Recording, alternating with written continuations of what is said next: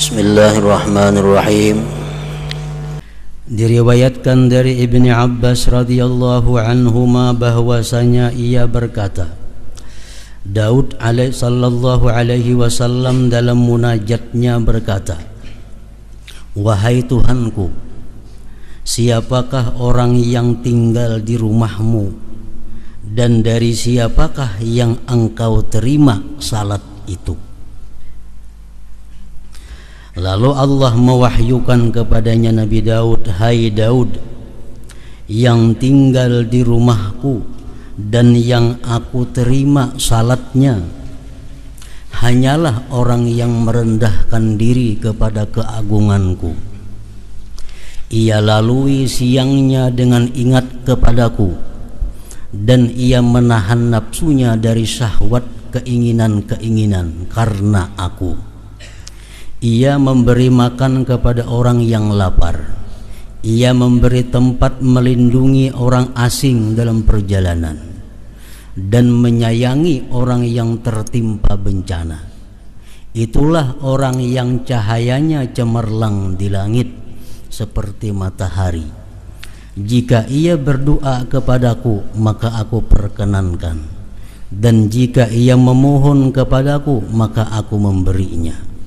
Aku jadikan di dalam kebodohan akan kesantunan baginya, dalam kelalaian akan keingatan, dan dalam kegelapan akan cahaya. Perumpamaannya di kalangan manusia adalah seperti Firdaus pada setinggi-tinggi surga, yang sungai-sungainya tidak kering dan buah-buahnya tidak berubah. Nah, jadi di dalam ini wahyu Allah kepada Nabi Daud ini, bahwa Allah Subhanahu wa ta'ala menerima sembahyang itu bukan hanya sekedar khusyuk seseorang, tetapi ada sangkut pautnya dengan kelakuan-kelakuannya di luar sembahyang.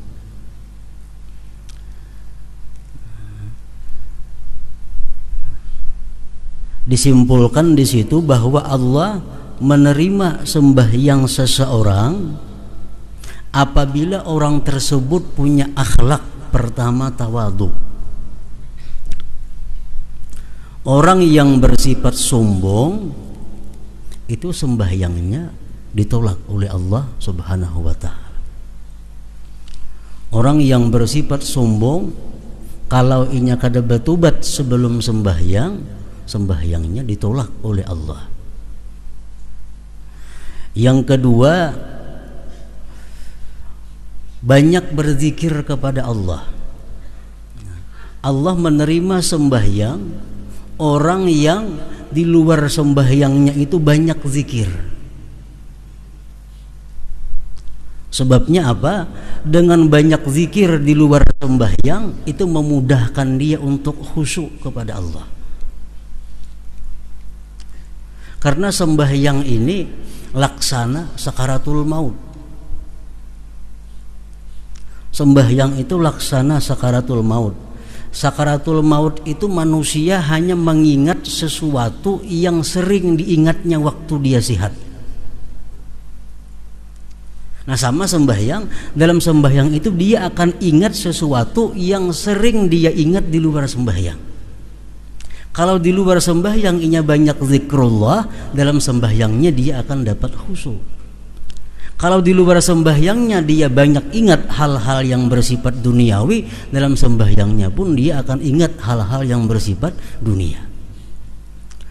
Nah, jadi Allah menerima sembahyang orang yang banyak zikir kepadanya. Artinya orang yang banyak zikir kepada Allah, kalau dia sembahyangnya jadi khusyuk. Maka itu sakaratul maut. Waktu kita menghadapi sakaratul maut itu apa yang kita ingat? Apa yang biasa kita ingat waktu sigar, waktu hidup? Kita keingatan kebun, keingatan ternak, keingatan tanaman kita, perumahan kita. Nah, waktu sakaratul maut kita kada kau mengingat Allah, yang kita ingat perumahan, kebun. Karena sakaratul maut itu adalah cermin daripada apa yang telah lalu dalam kehidupan kita. Nah, sama sembahyang macam itu juga.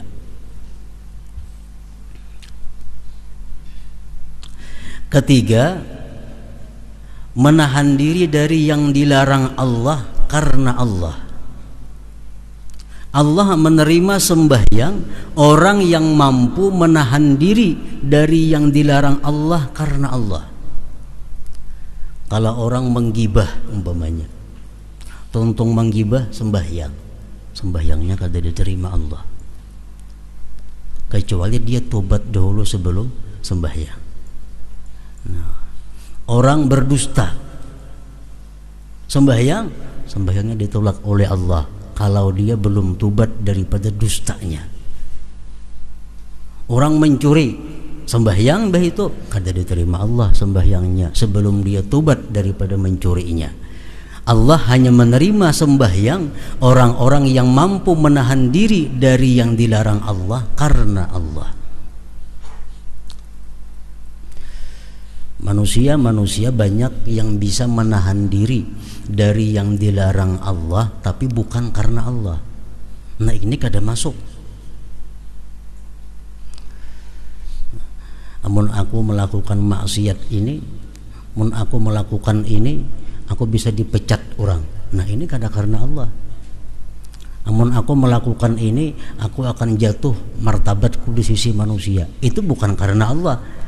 Yang dimaksud ini adalah Allah menerima sembahyangnya orang yang mampu menahan diri dari yang dilarang Allah karena Allah.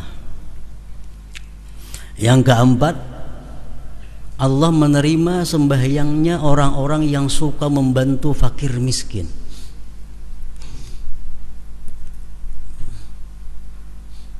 Orang yang tidak membiarkan fakir miskin kesusahan, orang yang tidak membiarkan fakir miskin kelaparan, sembahyangnya ditolak oleh Allah.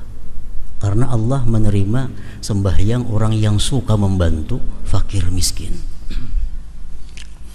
Kelima, memberi tempat kepada orang yang dalam perjalanan. Orang dalam perjalanan, Ibnu Sabil ngarannya, ini sangat diperhatikan oleh Allah. Dalam Quran beberapa kali disebut Ibnu Sabil, orang yang terhenti dalam perjalanan karena kada cukup ongkos untuk meneruskan. Nah, itu adalah satu kewajiban daripada kampung itu untuk bertuturuk supaya ingin sampai ke perjalanannya. Nah, kalau kita membiarkan orang yang putus perjalanan itu kada kita bantu, Allah kada menerima sembahyang kita. Yang keenam, orang yang mengasihi atau membantu orang yang kena musibah. Jadi sembahyang kita diterima oleh Allah apabila kita di luar sembahyang berakhlak, berkelakuan 6 perkara tadi.